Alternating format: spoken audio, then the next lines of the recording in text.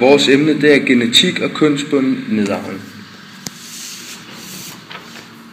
For den her tegning er de 46 kromosomer, vi har i kroppen, delt i 23 kromosomper. 44 af dem er det, vi kalder autosomer, og det er de 22 første par. De 2 sidste kromosomer er kønskromosomerne. Hos manden er det et X og et Y, og hos kvinden er det 2 X'er.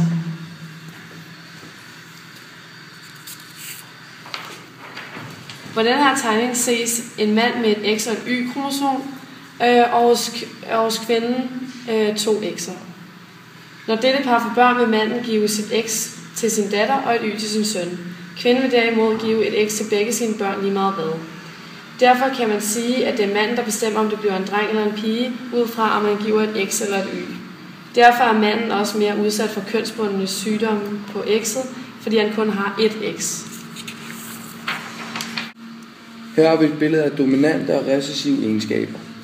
På billedet ser vi en mand med en stor næse og en dame med en lille næse. Manden han er heterozygot, det vil sige, at han har et stort og et lille end, og damen er homozygote, det vil sige, at hun har 2 små ender.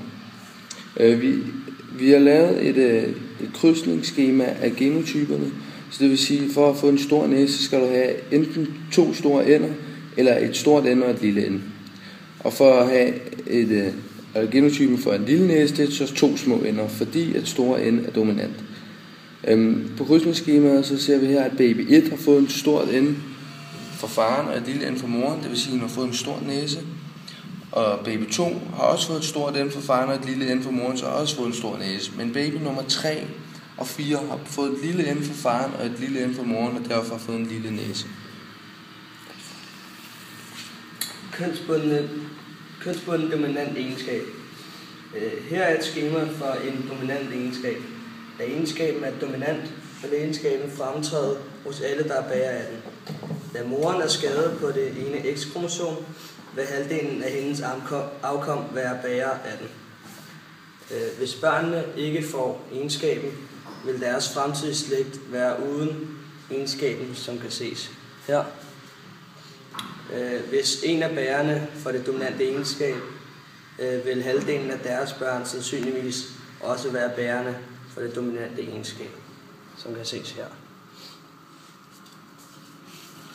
Her der ser vi den kønsbundne recessive egenskab, og den recessive egenskab de sidder på X-kromosomet, og derfor så kommer det hyppigere til udtryk hos manden, da han kun har et X. Og hvis det kommer til udtryk hos kvinden, så er det fordi, at begge hendes X'er er beskadigede. Det vil sige, at der kommer et X udefra. Og da den er recessiv, så kan den godt springe en generation over, som vi ser her. Og et eksempel på sådan en sygdom, det er blødersygdommen, og derfor så kommer den også hyppigere ud hos manden.